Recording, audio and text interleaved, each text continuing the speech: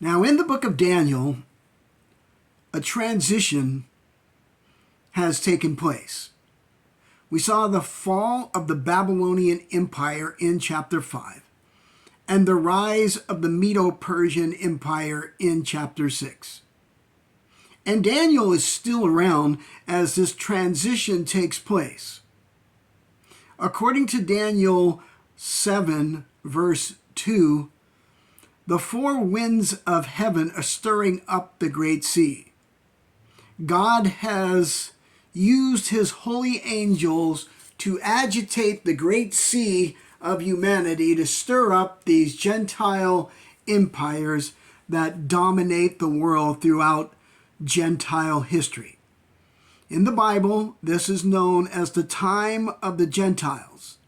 And Daniel saw four great beasts rising up out of the sea. So Daniel survived the fall of Babylon, and he was now in the empire of the Medo Persians. And the king of the Medo Persian Empire gave Daniel favor, just like Daniel got favor in Babylon, because Daniel distinguished himself above all the other governmental leaders in Babylon, as well as the new Persian Empire. This man was found to have an excellent spirit in him, and this man was known by these kings of empires as a man who would do no wrong to them. He was a righteous man that walked and lived in the presence of God. He walked in the Spirit every day of his life. It doesn't mean he was perfect, but he was a man that was seeking God's heart and God's purpose and God's desire. And here we see the transition has taken place, and Daniel is now being promoted in the first few verses of Daniel chapter 6. God is raising him up, and he's like 90 years old at this point.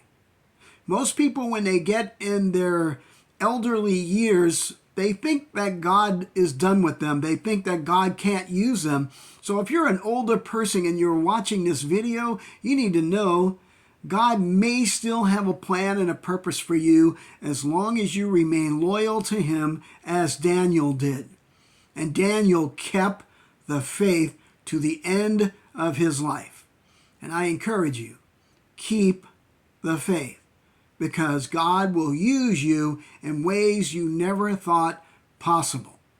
So Daniel is promoted to the highest level in Babylon, or roughly right under the king of the Medes and the Persians.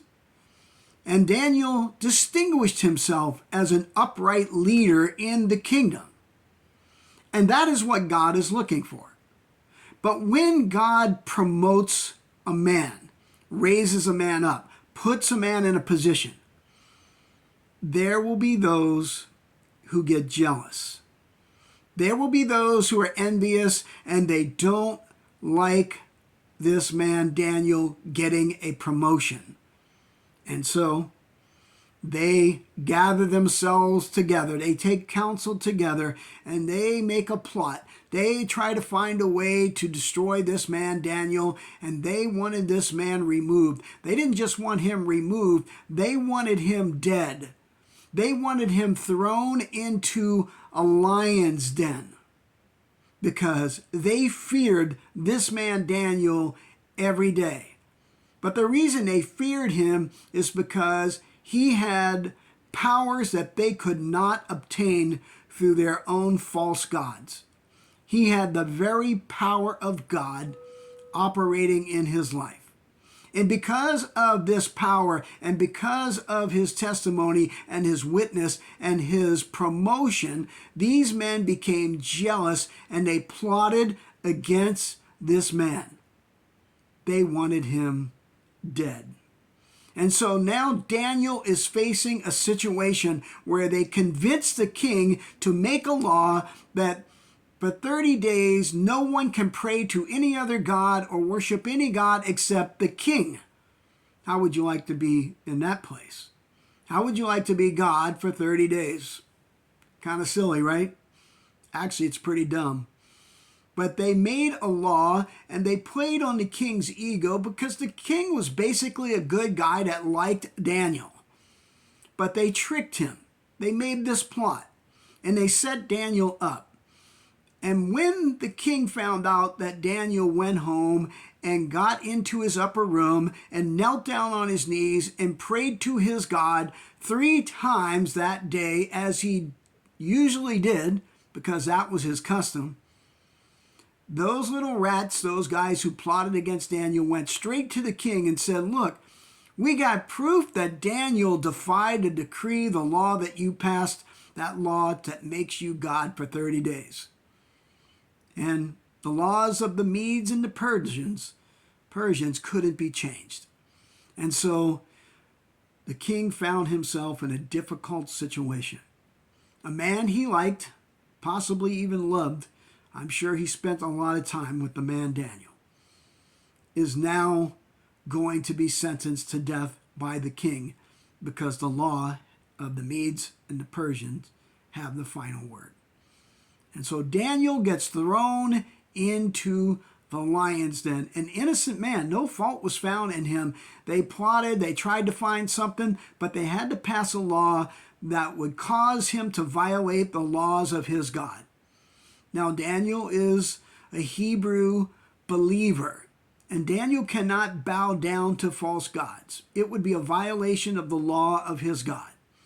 And Daniel wasn't about to bow down to any king, even if he liked the king and got along with the king, because it was a violation of the laws of God.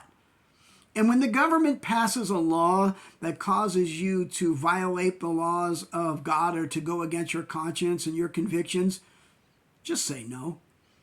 When people try to force you into their little box and try to mold you and shape you into what they want you to be, just say no if it includes compromising your faith and your convictions.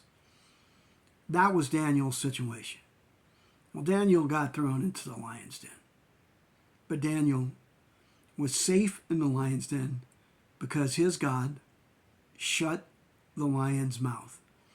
And the next day, the king came to the place and rolled that stone away and called out to Daniel and said, is your God, or was your God, able to save you from the lions in the den, or the mouth of the lions?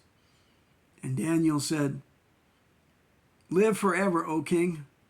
Get it? I'm going to live forever, no matter if the lions eat me or not.